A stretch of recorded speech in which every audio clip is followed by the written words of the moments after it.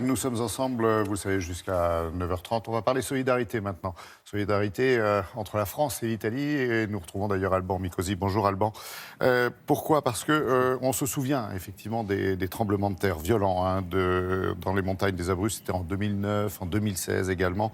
Une image forte était restée gravée dans nos mémoires, celle de cette église dont la coupole s'était effondrée et sa reconstruction vient justement de s'achever. Alban, c'est un chantier, il faut le savoir, le dire et le redire, franco-italien.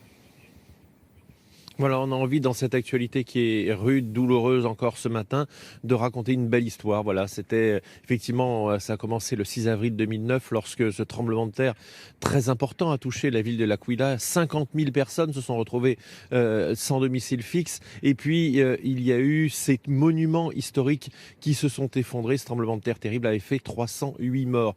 Parmi ces monuments magnifiques, il y a ces églises baroques italiennes et un certain nombre d'États voisins, dont la France avait décidé d'aider l'Italie. L'Italie s'occupait de ses civils, de sa population et la France, par exemple, a accepté de s'occuper du patrimoine historique italien. Et de ce patrimoine, eh bien, aujourd'hui, il est relevé. Je vous propose tout de suite le reportage sur place de Laura Tositi et Claudia Billy. Des ballons noirs, couleur de la lutte, et verts, celle de l'espoir. Ces enfants sont nés après le terrible séisme de 2009 qui a tué 308 personnes. Ils sont le symbole de la victoire de la vie. À l'époque, la coupole de l'église s'effondre en partie. Le bâtiment est éventré. Presque 10 ans plus tard, ce joyau du patrimoine italien a été reconstruit quasi à l'identique. Et voir cet édifice qui était éventré, dont tout le monde avait vu la coupole s'écrouler sur les écrans de télévision, la revoir comme cela, c'est vraiment une immense joie et un très grand orgueil. La coupole a été légèrement raccourcie par rapport à l'original pour mieux affronter d'éventuels nouveaux séismes. L'église baroque date de 1713. Sa rénovation a coûté 6,5 millions d'euros, dont la moitié a été prise en charge par la France.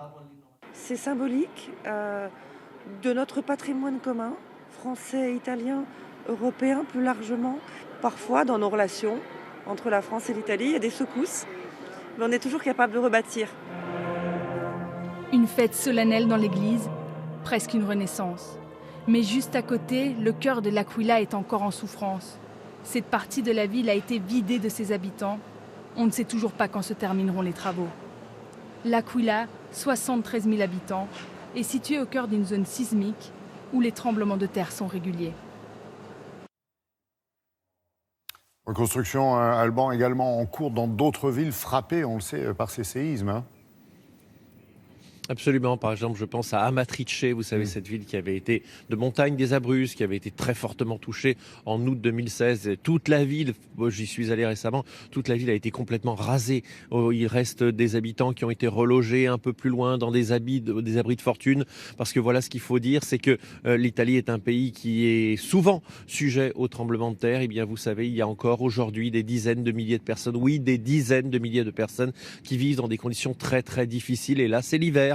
Ici aussi, il y a des températures négatives et voilà, je voulais attirer l'attention un peu sur cette situation parce que c'est difficile. L'Italie a besoin de l'aide européenne et dans ce cas, eh bien, elle est bienvenue. Et le geste de la France ici a été très apprécié. Et vous avez bien fait de le souligner. Merci beaucoup, Alban.